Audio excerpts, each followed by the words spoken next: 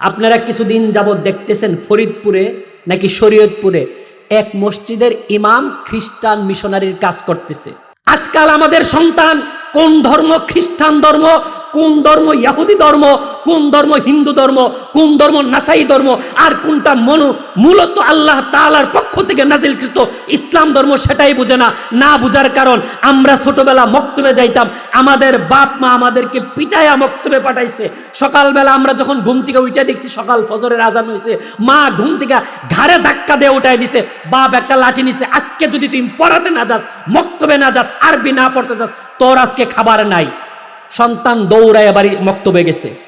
কিন্তু এখন ওই যে পরিকল্পিত কিন্ডারগার্টেনের কারণে পোলাপান পড়তেছে, সকালবেলায় 5 বছরের একটা বাচ্চারে 10 কেজি একটা ব্যাগ পিছনে ঝুলাইয়া পাঠাই দিতেছে হইলো এলাকার কিন্ডারগার্টেন, তারপরে কেজিতে পাঠাই দিতেছে। সে তার মূল শিক্ষা, ধর্মীয় যে মূল শিক্ষা, ভিত্তি স্থাপনা। আপনি যখন ঘর করেন, ঘরের একটা ভিত্তি আছে, স্থাপনা আছে। বিল্ডিং যারা করে দেখবেন ফাইলিং করে, এত টাকা খরচ করে ফাইলিং কিসের জন্য ভাই? বিল্ডিংয়ে কিন্তু ফাইলিংয়ের কোনো কাজ, আপনি যে ঘরে থাকবেন এটা কিন্তু ফাইলিংয়ের দরকার নাই, কিন্তু ভিত্তি স্থাপনা করতেছে, কারণ এটা মজবুত হওয়ার জন্য।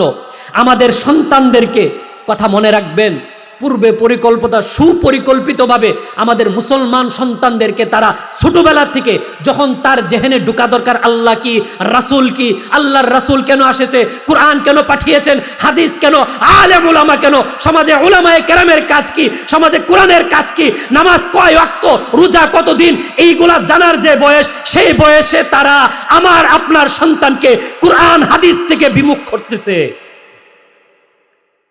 সেই ইমাম খ্রিস্টানের দাওয়াত দিতেছে, না জেনে না বুঝে মানুষ খ্রিস্টান হওয়ার জন্য হুড় করতেছে। অথচ পৃথিবীর মধ্যে সবচাইতে বর্তমানে বর্তমানে এখন আল্লাহ রাসূল সাল্লাল্লাহু আলাইহি সাল্লামের নবুয়তের পরে সবচাইতে প্রিয় ধর্ম, সবচাইতে মূল্যবান, সবচাইতে সুপ্রতিষ্ঠিত ধর্ম কি? কারো কোনো সন্দেহ আছে? আল্লাহ রাসূল সাল্লাল্লাহু আলাইহি সাল্লাম হাদিসে বলছে, আনা খাতামুন নাবিয়্যিন লা নাবিয়্যা বাদি, আমি জামানার শেষ নবী, আমার পরে কোনো নবী আসবে না। আমার আগে যত নবী ছিলেন তারা হক ছিলেন, কিন্তু আমি আসার সাথে সাথে সকল নবীর নবুয়তি খতম, সকল নবীর ধর্ম বলতে ইসলাম ধর্মের যত নবী ছিল, যত নবুয়তের বাণী ছিল, সব বন্ধ হয়ে গেছে। যেমন হযরত ঈসা আলাইহিস সালাতু ওয়াস সালামের অনুসারী, তাদেরকে এখন বর্তমানে বলা হয় খ্রিস্টান। এখন আমার সন্তান বুঝতেছে না যে আমি যে ধর্মের উপর জন্ম হয়েছি, যে ধর্মের উপর দুনিয়ায় আসছি, আল্লাহ আমাকে যে ধর্মের উপর পাঠাইছে, আলহামদুলিল্লাহ, আল্লাহ তাআলার প্রিয় ধর্ম, মনোনীত ধর্ম ইসলামের উপরে পাঠাইছে। কিন্তু যখন আমার সন্তানকে একটা দালাল এসে বলে যে এই ধর্মের থেকে ওই ধর্মে যাও, এইটা তোমার মূলত ধর্ম না, এইটা ভালো ধর্ম, অথবা কিছু টাকার বিনিময়ে বলে তুমি এই টাকাটা গ্রহণ করো, তুমি এই টাকাটা রাখো, তোমার টিনের চাল লাগাই দিছি, তোমাকে 2টা কম্বল কিনে দিছি, তোমাকে একটা স্মার্টফোন কিনে দিব, তোমাকে একটা মোটর সাইকেল কিনে দিব, তোমাকে ভালো জায়গায় বিয়ে করাইবো, বিনিময়ে তুমি ইসলাম ধর্ম ত্যাগ করে খ্রিস্টান ধর্মতে প্রবেশ করো। তখন আমার যুবকরা বুঝে না, বুঝার চেষ্টাও করে না, কারণ হইছে তার ভিত্তি স্থাপনা দুর্বল। সে জানেই না যে আল্লাহ তাআলার প্রদত্ত ধর্ম হইছে ইসলাম। আজকাল দেখা যায় এই সমাজে খ্রিস্টান, ইহুদি, তারপরে নাস্তিক, যারা নাস্তিকবাদী আছে, তারা আজকাল এই সমাজে স্পষ্ট মাথাছাড়া দিতেছে, প্রকাশ্যে কথা বলতেছে, মানুষকে দাওয়াত দিতেছে।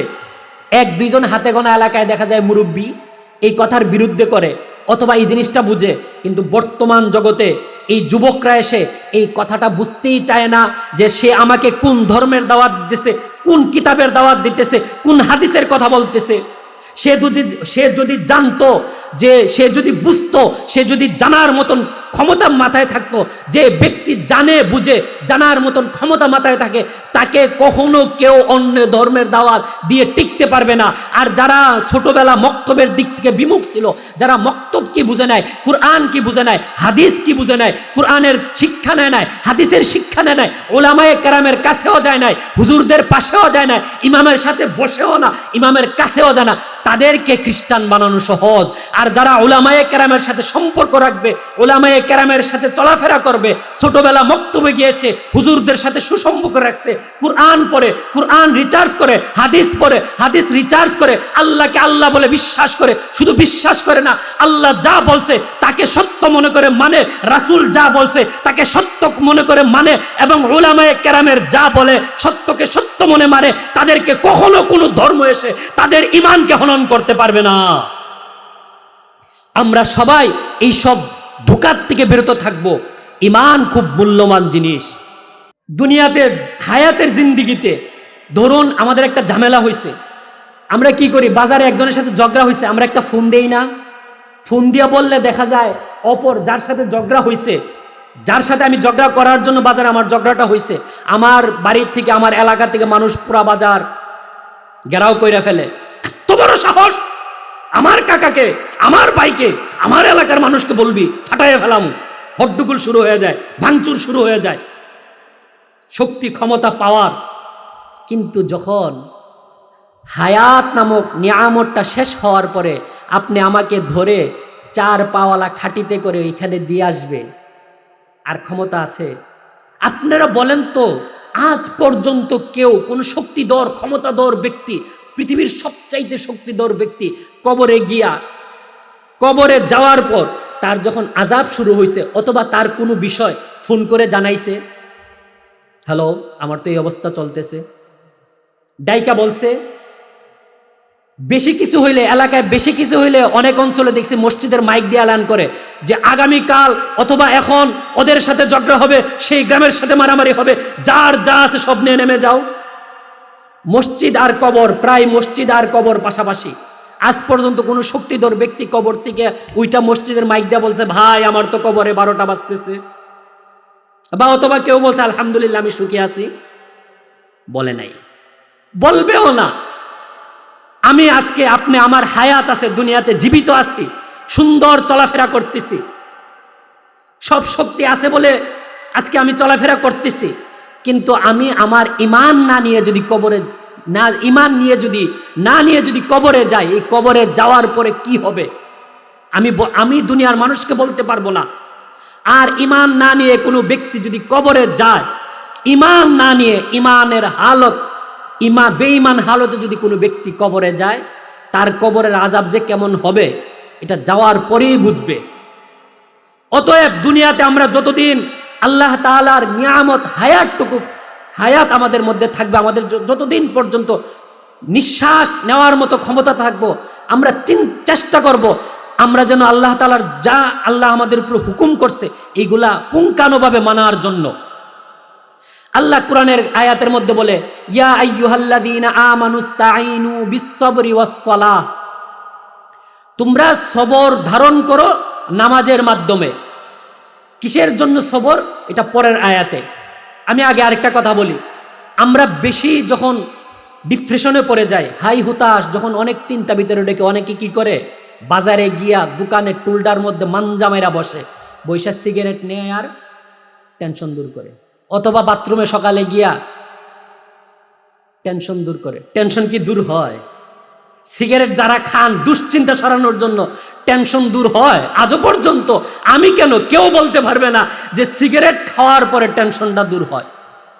অনেক দুশ্চিন্তা, অনেক চিন্তায় পড়ে যায়, অনেক লস হয়, অনেক কিছু হয়, হওয়ার পরে অনেক আল্লাহর বান্দা আছে, মুসলমান বান্দা আছে, গিয়া দোকানে বৈশা টুলের মধ্যে 2 পাওয়ালা একটা বেঞ্চের মধ্যে মাঞ্জা ভরে বৈশা বলে সিগারেট দাও, নেয় আর টানে, কয় টেনশন দূর হইতেছে। আসলে কিন্তু টেনশন, হের আরো বেশি টেনশন ঢুকতেছে। আরেকটা চিন্তার মধ্যে আরেক চিন্তা কেমন, হের পকেটে ছিল 10 টাকা, একটা সিগারেট খাইয়া ফেলছে, এই 10 টাকা শেষ, এখন মাথায় আরেকটা টেনশন ঢুকছে, আরেকটা সিগারেট কি করে খাইবো, পকেটে ছিলই 10 টাকা, এই 10 টাকাটা খাইছে এক সিগারেট, এখন আরেক চিন্তা ঢুকছে, আরেকটা খাইতে হবে।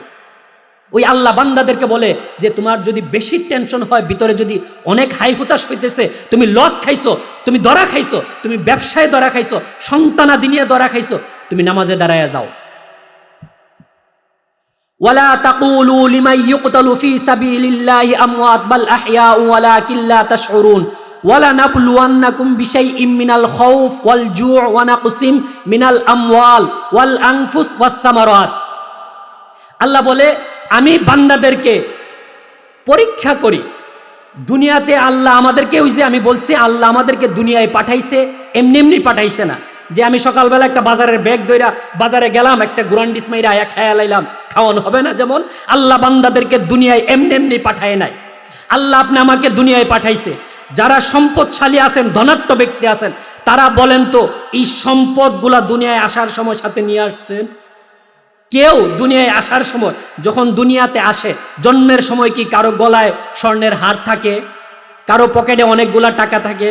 কারো পকেটে কার্ড থাকে? কারো ব্যাংক অ্যাকাউন্ট থাকে? দুনিয়া আসার সময় থাকে? আমাদের এলাকায় থাকে না, আমারও ছিল না। আপনাদের এলাকায় যদি থাকে এটা ভিন্ন কথা, থাকে না। সেই সম্পদ, আমরা যারা ধনাঢ্য ব্যক্তি, সম্পদ আছে, আমরা যারা ক্ষমতা আছে, সম্পদ আছে, এইগুলা কিন্তু আল্লাহর দেওয়া ধন সম্পদ দুনিয়াতে রানিং চলতেছে। আমরা একে অপরের পর মালিকানাধীন, শুধু মালিকানাধীন বদলায়। এই সম্পদ কিন্তু রানিং চলতেছে। আমার দাদা সম্পদ রেখে গেছে, আমার বাবা ভোগ করছে।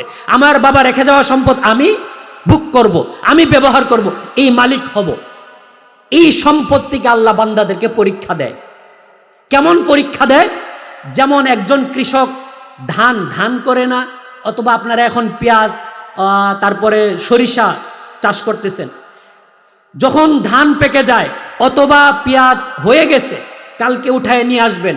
কৃষক তার ধানের জমি, আবাদি জমির সামনে দাঁড়ায় চিন্তা করছে সন্ধ্যাবেলা যে আমি আলহামদুলিল্লাহ আগামীকাল কামলা বলেন আর যাই মজুর দিয়ে এগুলা উঠাইয়া ঘরে নিয়ে আসবো। বিকালবেলা চিন্তা করে রাত্রে এশারের নামাজ পড়ে ঘুমাইছে। আকাশ পরিষ্কার, মেঘাচ্ছন্ন অবস্থা না, খুব সুন্দর আকাশ। কিন্তু রাত্রে ঘুমানোর পরে হঠাৎ করে আকাশে বৃষ্টি শুরু হয়ে গেছে। হঠাৎ করে আকাশে শিলা বৃষ্টি শুরু হয়ে গেছে।